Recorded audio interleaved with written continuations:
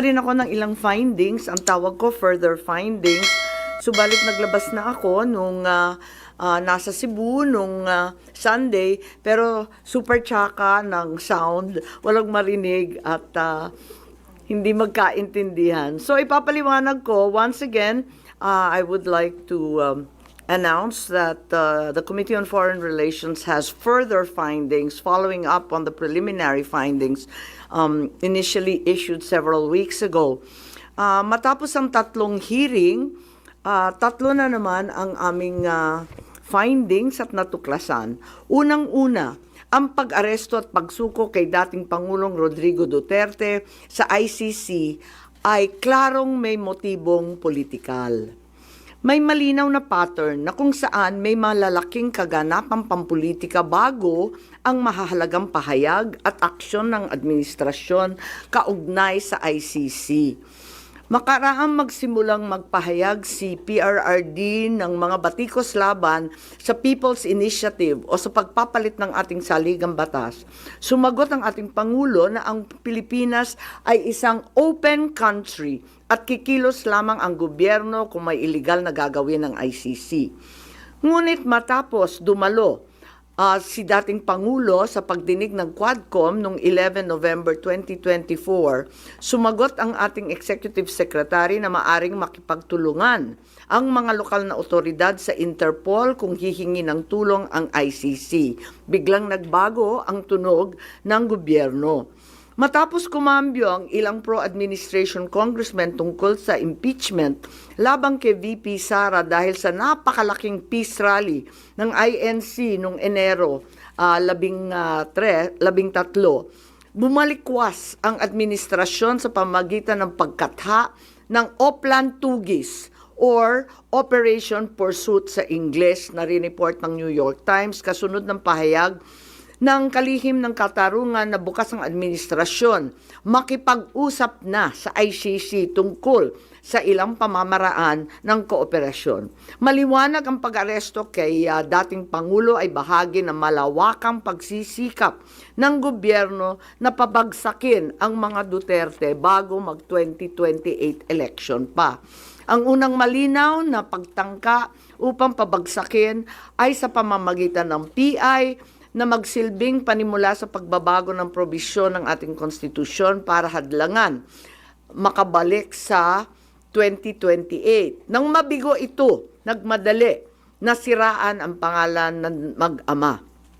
Noong Mayo 2024, sinimulan na ng Kongreso sa Committee ng Human Rights ang pagsisiyasa tungkol sa EJK, pinalawak noong Agosto 2024 at doon na nagmula ang pagbuo ng Quadcom.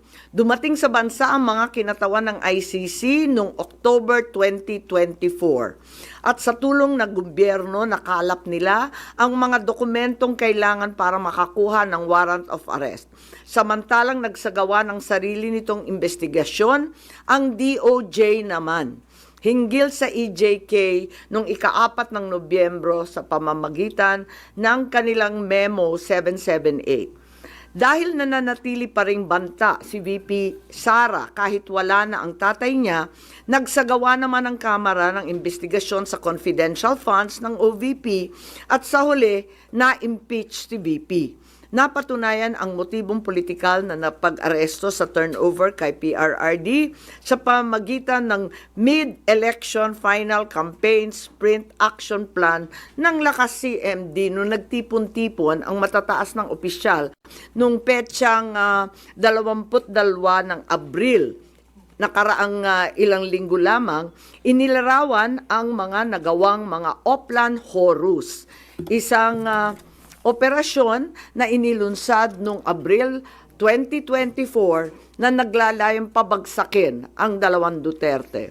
Sa bahagi ng action plan, How to Attack, tinukoy ng ilang ahensya ng gobyerno, kabilang ang PNP, Kamara ng Kinatawan, sa nakipagtulungan ng dating Senador Antonio Trillanes upang tulungan ng ICC prosecutor makakuha ng warrant sa pag-aresto ng dating Pangulo. Binanggit din na nakuha ang kinakailangan boto para sa impeachment ni VP sa pamamagitan ng paggamit ng tinatawag na soft projects katulad ng AIX, AKAP at TUPAD. Doon naman sa bahaging following strategies and moves, tinukoy na kailangan pabilisin ang impeachment ni VP Sara at makakuha ang boto sa Senado sa pamamagitan na naman ng pamimigay ng proyektong for later release or yung mahiwagang FLR bilang gantimpala sa tamang bumotong mga senador. Ikalawa, may magkakaugnay na pagtatangkang pagtakpan ang mga detalye at motibo sa likod ng pag-aresto ng dating Pangulo. May cover-up. Habang nagpapatuloy ang unang pagdinig, tumanggi si DILG Remulla na magsalita. Tanungin siya tungkol sa panayam kay Pinky Webb, kung saan sinabi niya na group effort ang pag-aresto at in-invoke pa ang executive privilege samantalang lumabas na sa media. Una, tinawag niyang chismis ang pahayag. Ngunit nang mabisto, tinulungan na lamang ng kapatid at sinabing executive privilege na nga.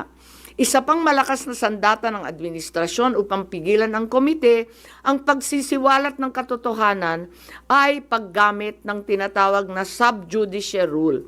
Halimbawa, nung mahuli si General Torre na nagbibigay ng maling pahayag tungkol sa pagmamadaling ilipat si PRRD sa Hague dahil daw sa Article 125 ng Revised Penal Code, ngunit nung ipunto na yung Revised Penal Code, Article 125, ay para lamang sa warrantless arrest, bigla niyang ginamit ang subjudice na naman.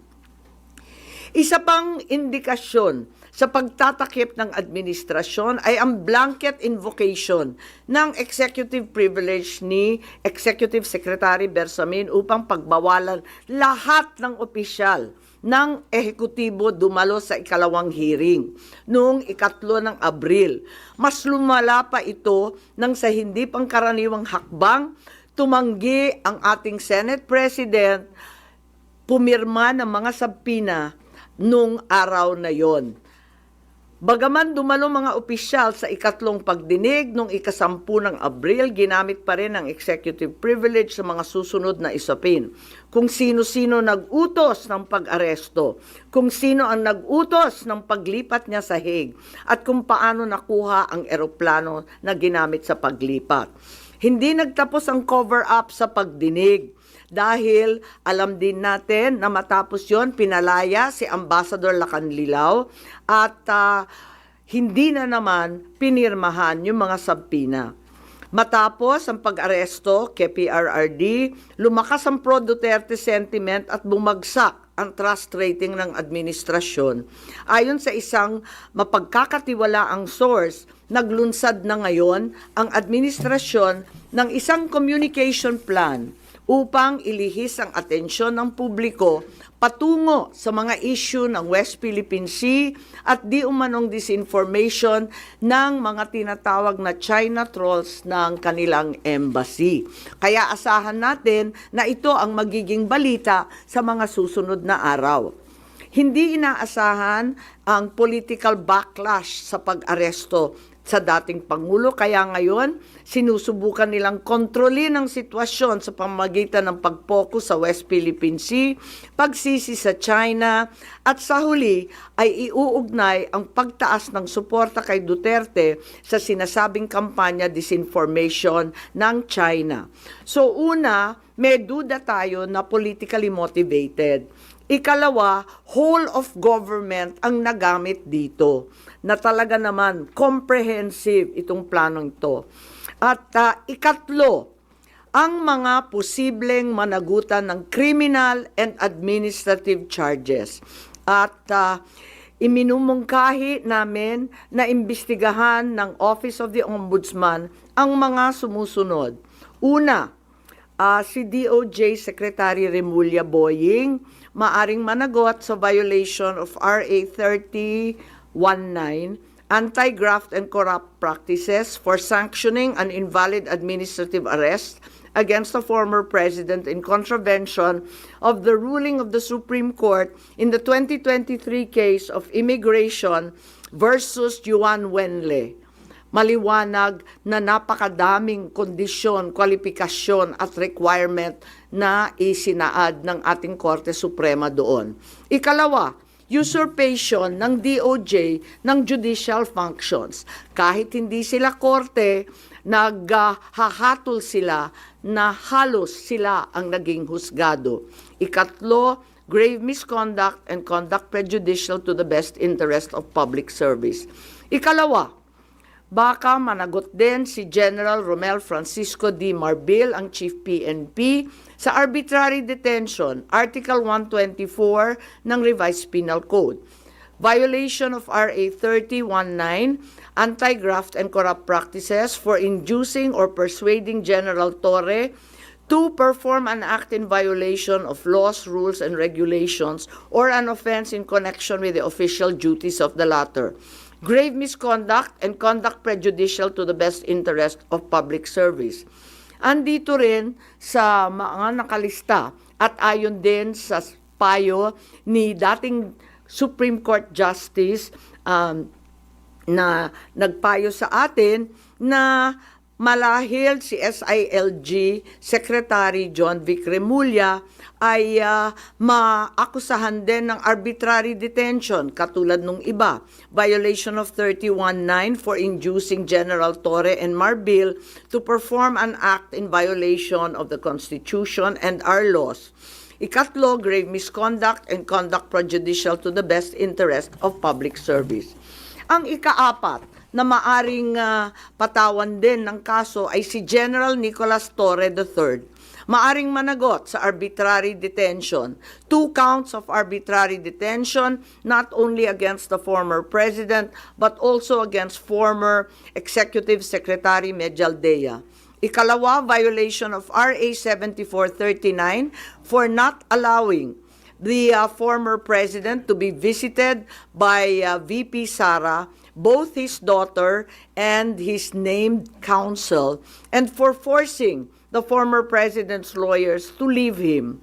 Also, the violation of 3019 for allowing himself to be induced or persuaded by General Marbil or SILG Remulla to perform an act in violation of law, rules, and regulations in connection with his official functions.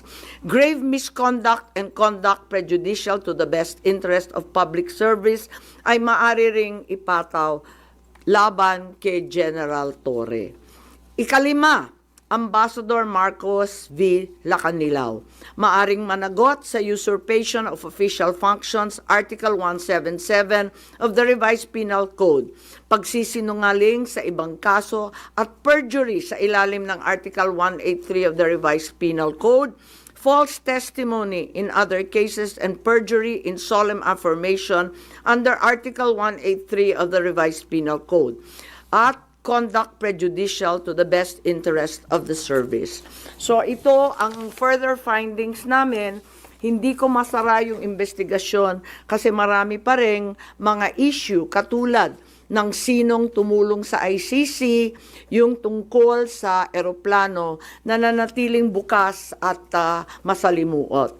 So, nais kong ipakita ang isang video na nagawa na ganito rin ang pahayag. Simulan po natin ang video na maaring mapanood ng ating mga kaibigan.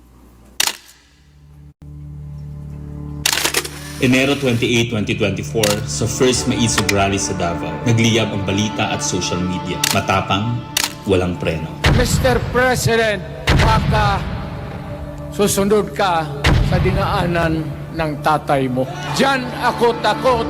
Ayaw ko mangyari sa iyo yan.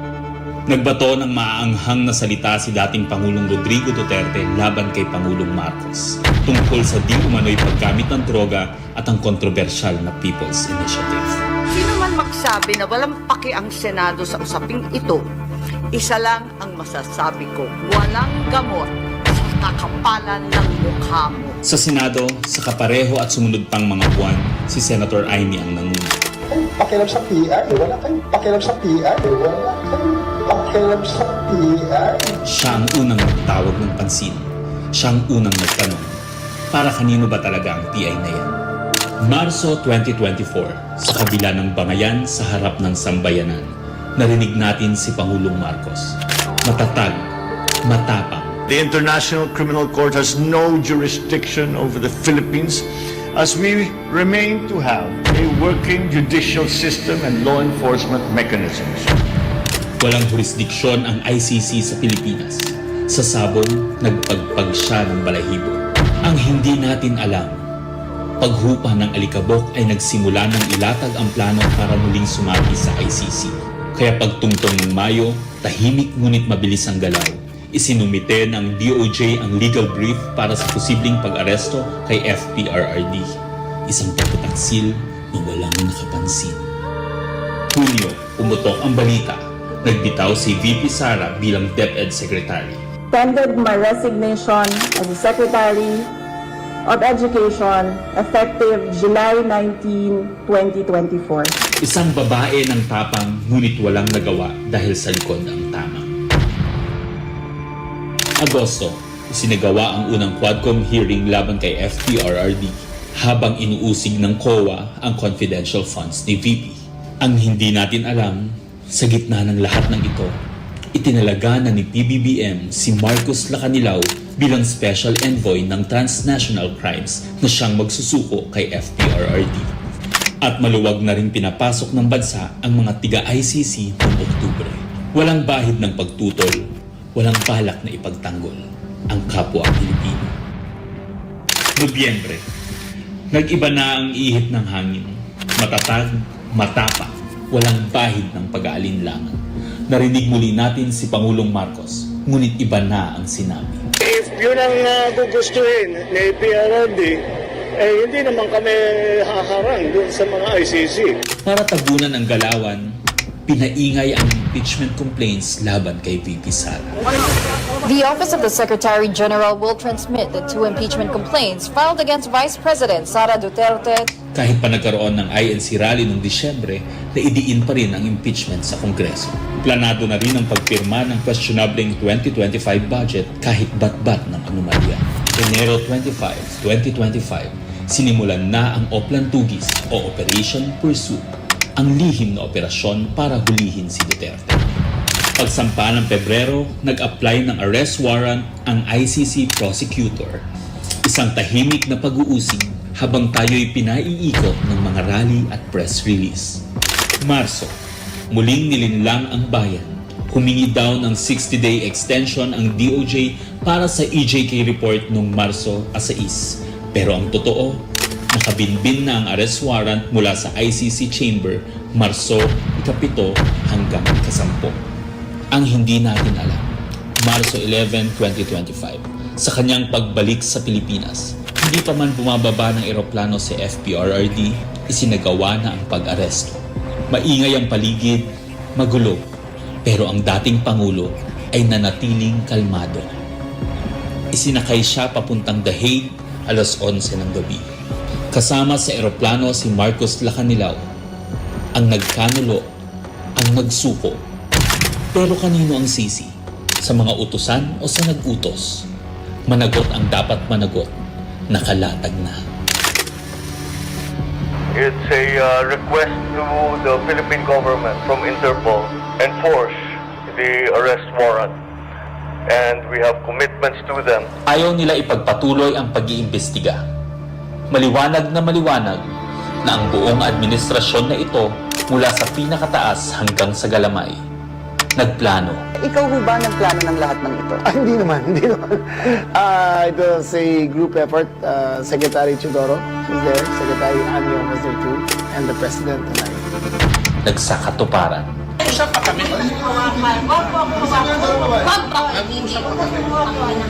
Kayo mga Wag mo hawakan yung nanay ko! Nagkagulo. Tayong magawa. Wala tayong magawa dahil mismo ang gobyerno. Kung sa ito pong ginaflash din sa tubangan. Nagtakpanan. Mamili ka.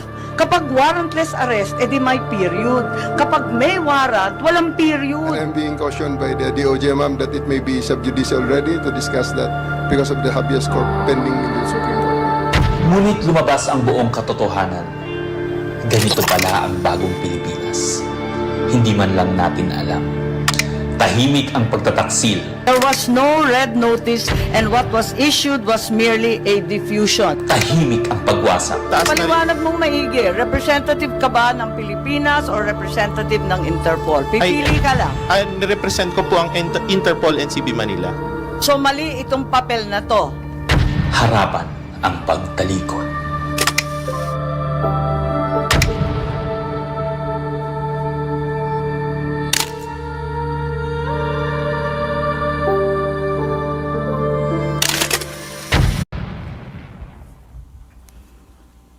Okay, so that's where we are so far.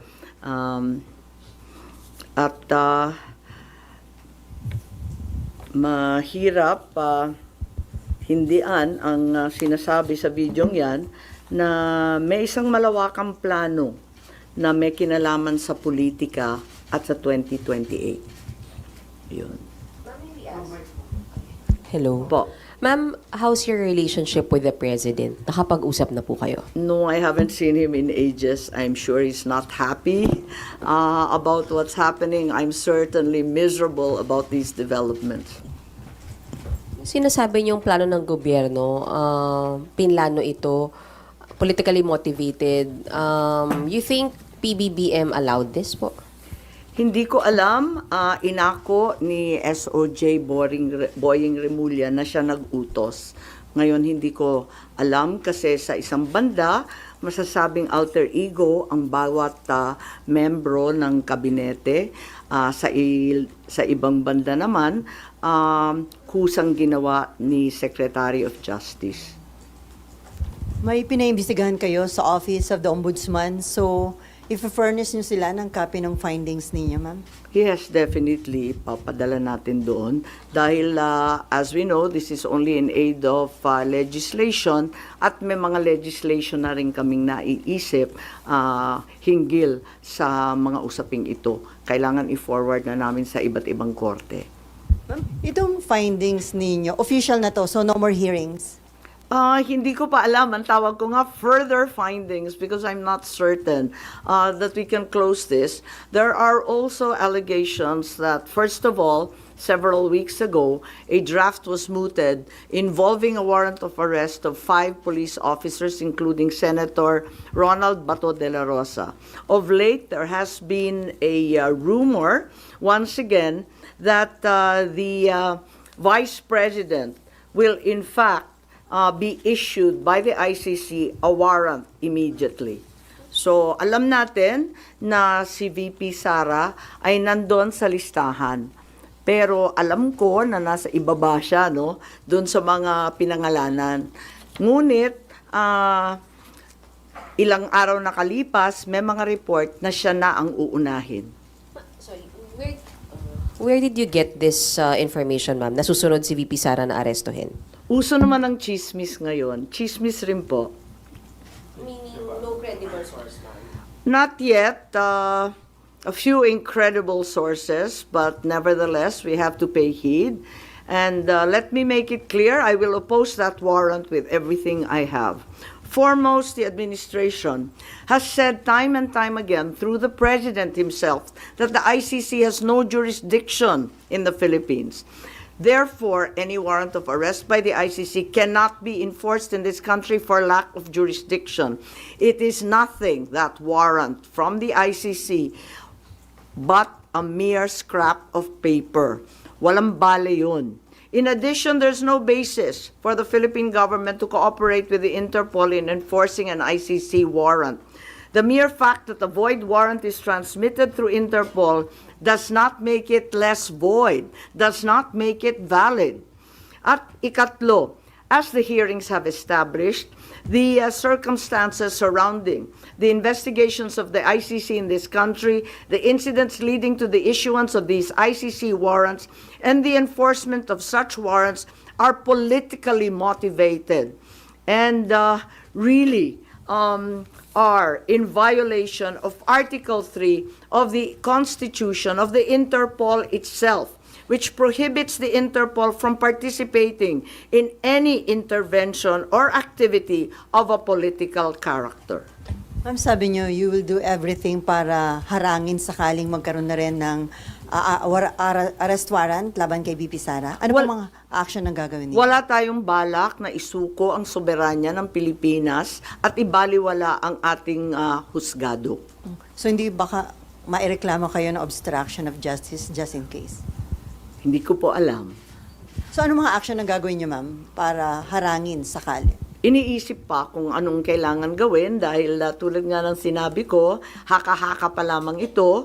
Ngunit sa nakita natin sa mga nakaraang 2 taon, itong mga haka-haka, duda, suspecha, madalas nagiging totoo. So may mga preparation na rin si VP Sara dyan sa chismis na natanggap niya, ma'am? Marahil po. Pero yung warrant na paparating para kay Senator Bato and other former police officials, credible na po yung source nyo dun, ma'am? Parang, kasi maliwanag yung listahan, pero andun siya sa sumunod na listahan ng ICC, di ba? Andun siya sa warrant, kaya't inaakala namin na yun na ang susunod. Pero hanggang ngayon, wala naman inilalabas at nagbago ang ihip ng hangin at ang balita ay si VP Sara. Ma'am, kanina nabanggit niyo po kanina na part ng diversionary tactic yung paglabas ng issue ng supposed paid trolls ng Chinese Embassy in Manila. Are you now saying that Senator Tolentino and the committee niya po were used po for this propaganda by the administration? Ay hindi ko naman gawain bumatikos ng kapwa senador, pero ang alam ko may utos talaga sa admin media na i-divert at mag-squid tactics ng bonggang-bongga, i-divert sa iba't ibang balita, tulad ng mga sagupaan, yung fake news nga na tinake over na, yung kung ano-anong mga isla at islet, tapos yung balita ng 20 pesos rice, sinabay-sabay para ilayo sa tunay na problema. But as a sitting senator po, hindi kayo nababahala if there's some truth to it na although it's a widespread speculation na even before pa na gumagamit yung China ng machinery, ng propaganda machinery regarding sa WPS issue. Naku naman, sigurado tayong meron. Walang pagkakaila, walang duda na meron silang makinarya para dyan. Meron din ang mga Amerikano, meron din yung iba't ibang mga malalaking bansa. Marami talagang nakikialam. Next time po. Ma'am, how do you feel about people saying na hindi maganda na kayo po kinampihan nyo yung mga Dutertes, yung kalaban ng kapatid nyo, more than dun sa kadugo nyo po sa si President Marcos? How do you feel about that? Masamang-masama ang loob ko, ngunit ang akin lamang, kailanman hindi kami nag-away ng aking kapatid. Yung mga amuyong sa palasyo, yung mga nariyan, yung mga lulong, ayun, sila po ang ating kaaway. At hindi ko naman kinakampihan ang isang panig laban sa isa. Ang pinapanigan ko lamang ay ang soberanya ng Pilipinas na isinusuko natin. Nakakahiya naman itong ginagawa natin na. Ma'am, sino daw yung lulong? Abangan po ninyo. Abangan po ninyo. Pero ma'am, hindi ba in a way parang baka ma-destabilize yung leadership mismo ng kapatid nyo dito sa mga nagiging findings at mga statements nyo against people around him? Hindi ko linalabanan ng sinuman, binabasa ko lang ang lumabas sa katibayan mula sa hearing.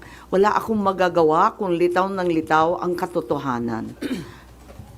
So, okay lang kung medyo makadestabilize ito sa leadership ni... Wala tayong pagnanais mag-destabilize sa Pilipinas. Marami na tayong problema. Ngunit ang katotohanan ay kinakailangan mangibabaw sa lahat. Last na lang po. Ma'am, may balita na parang may intention na ang manalo ay mga pro-China, and then kapag nanalo, ipapa-repeal yung batas about yung maritime zone law. Wala akong alam kung tungkol dyan. Ako ay tanging pro-Pilipino. Ipaglalaban ko ang ating bansa tulad ng ginawa ng tatay ko sa sino man at anumang dambuhalang kapangyarihan. Sen, good morning. Do you think yung pagsasampa ng reklamo sa ombudsman could help deter kung ano man yung susunod na plano ng ICC para magdalawang isip yung mga nagpatupad nung una kay dating Pangulo? Sana po. Sana po. Inaasahan ko po.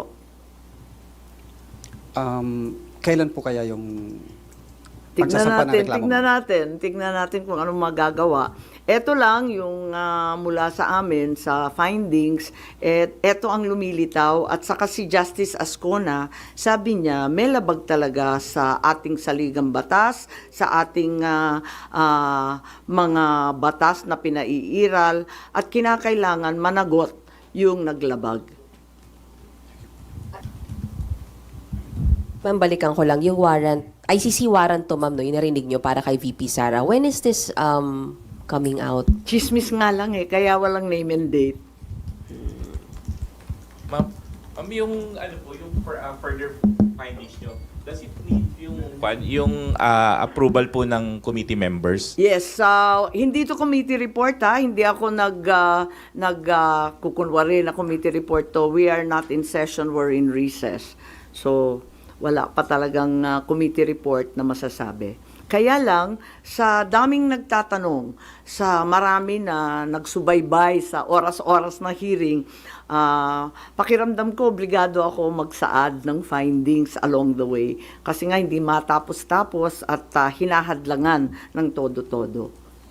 Ma'am, doon may binabanggit din po na yung Republic Act 9851 wherein it says na yung pag-present sa local court ng isang individual who is facing an allegation of crimes against humanity, hindi na kailangan. The government, although the term used was may surrender yung individual niya, do you think it's enough dun sa nangyari kay former president? Sa bagay na yan, sa palagay ko, ang Senado kasama ng Kongreso maaring magbago ng batas at liwanagan yung Article 17 nung 9851 kasi hindi maliwanag doon, parang natanggal sa proseso ng pagpipinal. Nakita ko yun. Maliwanag yung surrender, maliwanag yung alin yung extradition. Maliwanag na yung surrender ay para sa dayuhan lamang.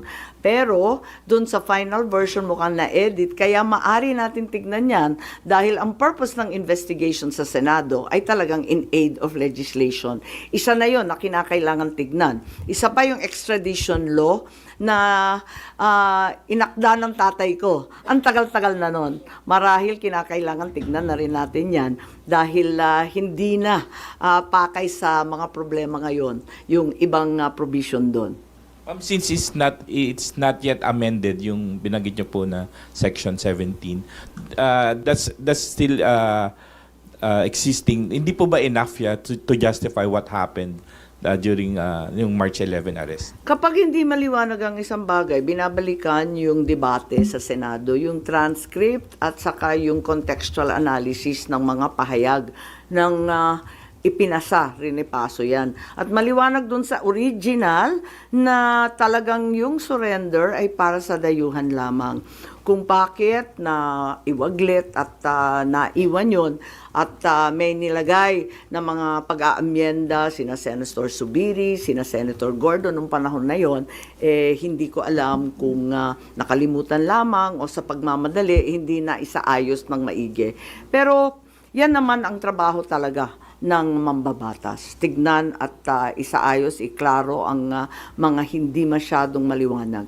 Ma'am, pareak lang dito. Yung kay Pangulong Marcos po tsaka VP Sara na trust and performance rating, kay Pangulo po 60% trust, 59% performance, pero it represents a decline po since nung fourth quarter ng bansa. Habang kay VP po, tumaas po siya ng 9 percentage point.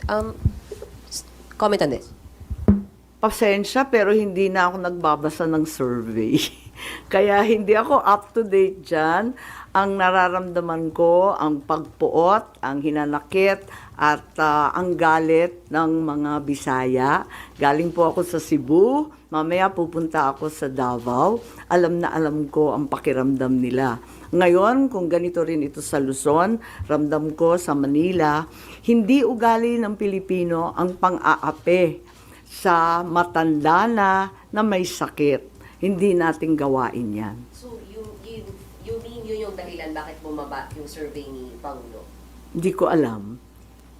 Tulad ng sinabi ko, napakaraming survey ngayon na kung tutuusin, kinakailangan na siguro i-supervise, i-control ng COMELEC kasi grabe na ang mind setting, brainwashing, and laying the predicate, ika nga.